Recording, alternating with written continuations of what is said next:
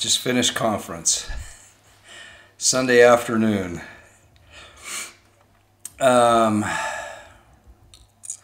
If you've been one that has been looking forward to the second coming of Jesus Christ, if you've been one that has enjoyed preparing both physically and spiritually, this is one of those conferences that you felt validated, justified, a stamp of approval. We're not fanatics. I don't even know where to start. I really don't even know where to start. I'm not going to do a synopsis. There's so many of you out there that do such a better job. But we heard some amazing things from the city of Enoch, Moses 7, which is one of my rapture scriptures, by President Eyring. We heard about preparation many times. Elder Bednar, Bishop Waddell. I was in a meeting once as a mission president with Bishop Waddell, and I'm telling you, I am so impressed with that man. He spoke about the war chapters in a conference, in a meeting I was in. And he said, we need to know the war chapters. There's a reason they're in there. And he said, please study them. And I would say this was about 3 or 4 years ago. And I was like, wow. Anyway, President Uchtdorf, or Elder Uchtdorf, what better an apostle that's a pilot could talk about forward and upward. Forward and upward.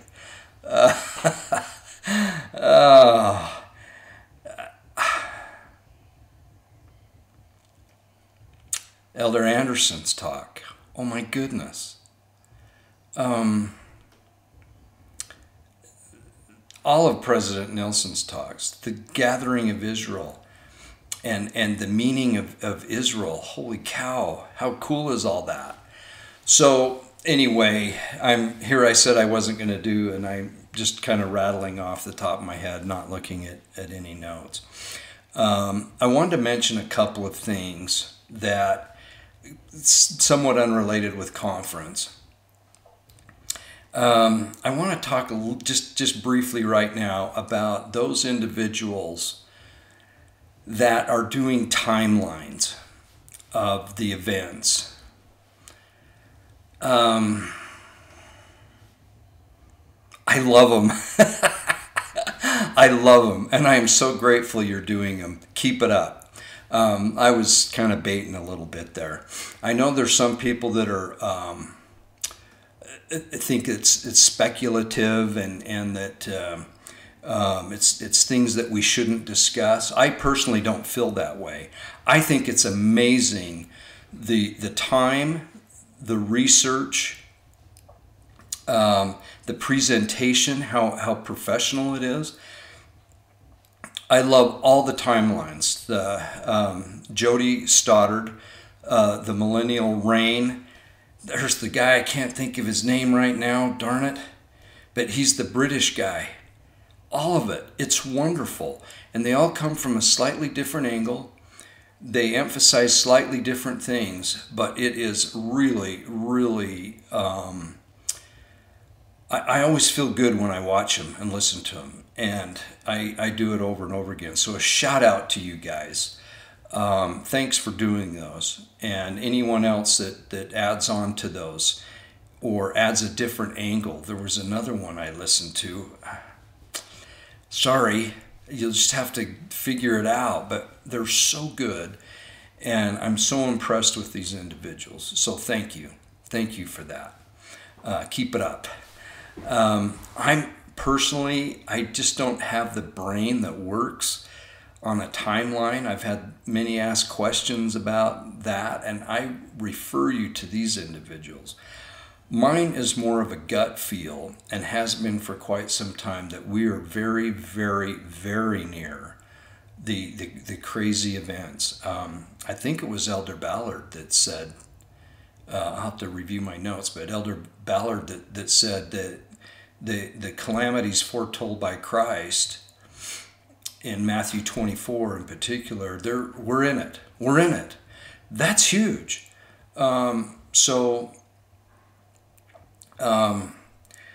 It sounds like to me that we're going to be living through a big portion of the tribulation, and it's for our good. It's for our good, and the preparation that we have will. So here's my thought on preparation. We prepare physically so we can focus on preparing spiritually. Because if we're not preparing physically, first of all, it's a frame of mind, and Bishop Waddell said everything's spiritual, right? And that's scriptural. But the other interesting thing about it is if we're focused on survival when that time comes, and it will come, it's going to be very hard to focus on the spiritual. But if we've prepared physically, then we can spend some time on the spiritual side of things. And that's my feeling on it anyway. My wife and I have spent a lot of time and a lot of effort, as many and most of you have, on food storage. We've now done water storage. I have about a 160-gallon tank that's made for water, and it's treated so it lasts a long time and doesn't go bad. And I'm a big believer in that. I also love what Bishop Waddell said about how when we prepare, we just do it the way we can do it, because it is a mindset. One year, my wife and I, we were. I'm trying to think of the name of that. It's in Belize, but it's a little. I think it might be Ambergris Caye. Anyway, I can't remember. Anyway, we went to church there. Tiny little branch. And they got slammed with a hurricane a year or two before that. And all the members had collected a bag of rice and a bag of beans. So Ambergris Caye, I think that's what it was, got hit. And there were some people that couldn't leave. They just had no means to leave. The rest of the island was told to go to the mainland of Belize. But those that survived, that little branch fed them because of the rice and beans that was collected beforehand. So we do what we can. I'm only mentioning what I've done because I've just been driven by it. My wife is driven by it. She puts up and preserves lots of fruits and vegetables. She does that. We have long-term food storage. We have short-term food storage. We have 2 generators. But this conference was good. Some conferences I come away going, oh, I'm such a loser. I need to do so much more. And this one, I still felt that as far as some, I need to trim off some rough edges that are still out there where I get a little uptight or a little upset and have a little more love and compassion. That's what I lacketh, right? And so that part I definitely still need a lot of work on. But the preparedness part and having that mindset, sometimes it can get a little discouraging. And even within the church, I shouldn't even say it that way.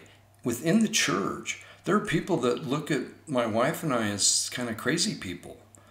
Not that we're going around doing, we live life, we have fun, we do things, we mountain bike and hike, and I hunt and fish, and I'm with my kids and grandkids and ball games and soccer games. We're doing the normal things. We're not hunkering down in the in the rec room. But our conversations that are on a religious or spiritual nature, almost always have to do with the second coming, sign of the times, preparation, things going on in Israel and Jerusalem and around the world, here in the United States, all those things. So sometimes people look at you like you've kind of lost it. Well, today we're feeling good. We're feeling good as far as that goes. Anyway, I cannot tell you how excited I am for the future, and for the future for those that believe on the Lord Jesus Christ.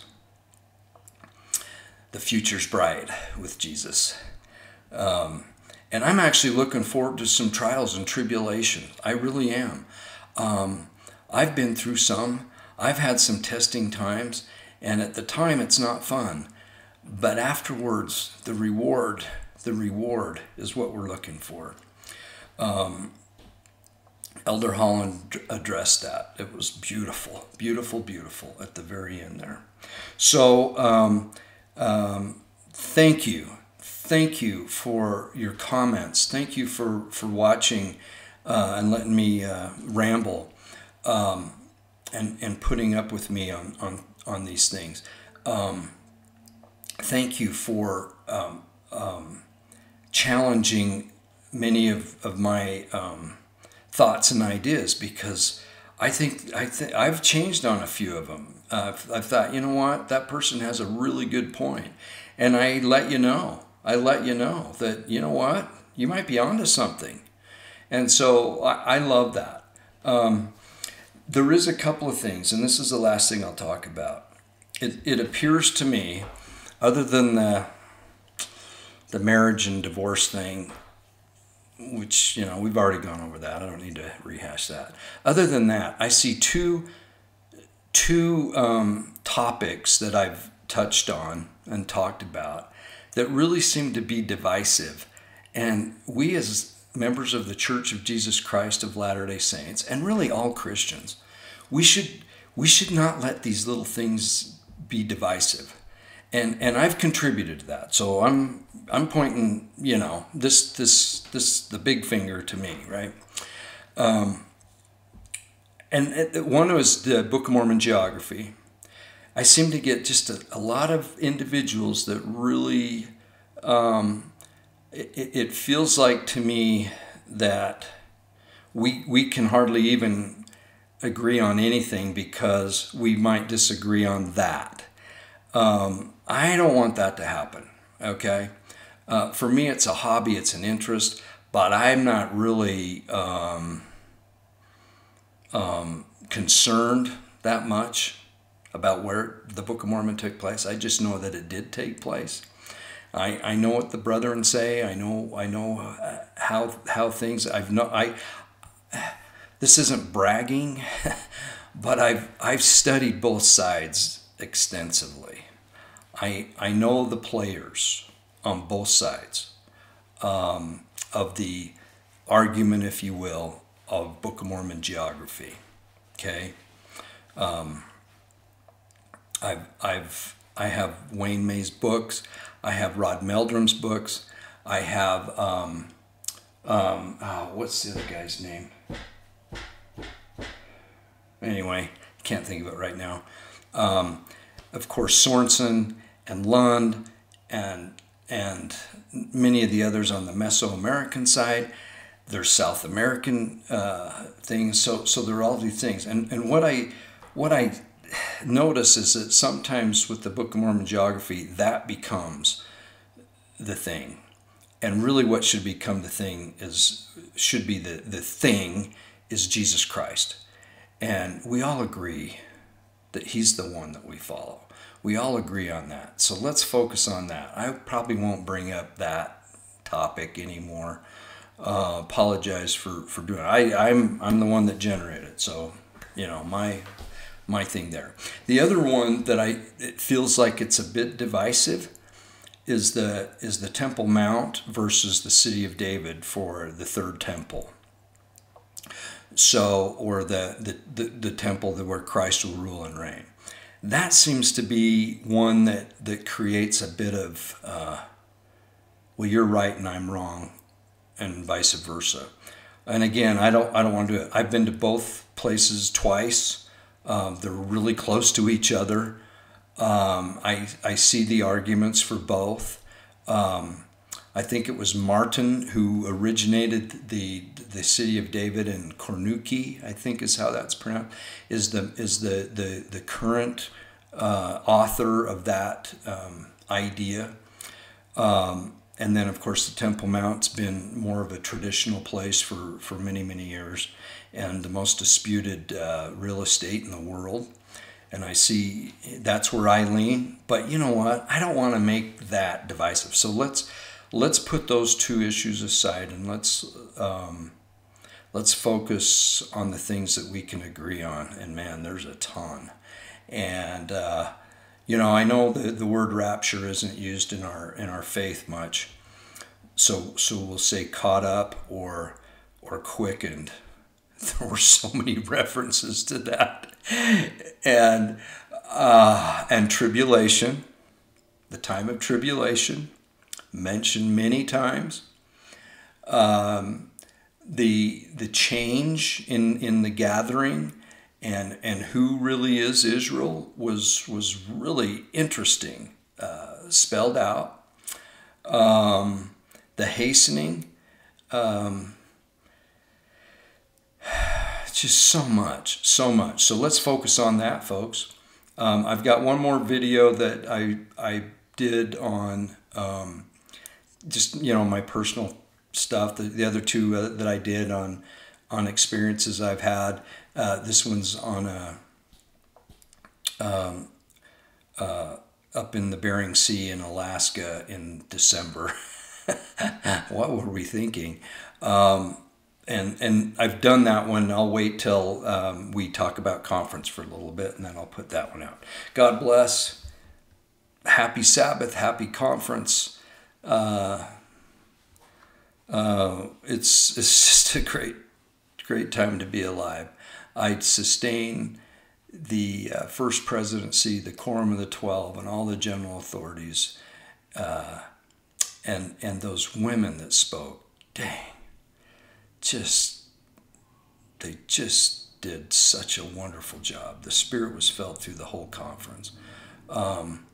I'm still hoping that someday I'll be able to hear John Anderson sing at General Conference. He has the most angelic voice I've ever heard. I'm not a big choir fan. No offense. Let's not make this a divisive thing again. It's just not my thing. But other than that, it was perfect. So God bless, and we will talk to you soon. Bye.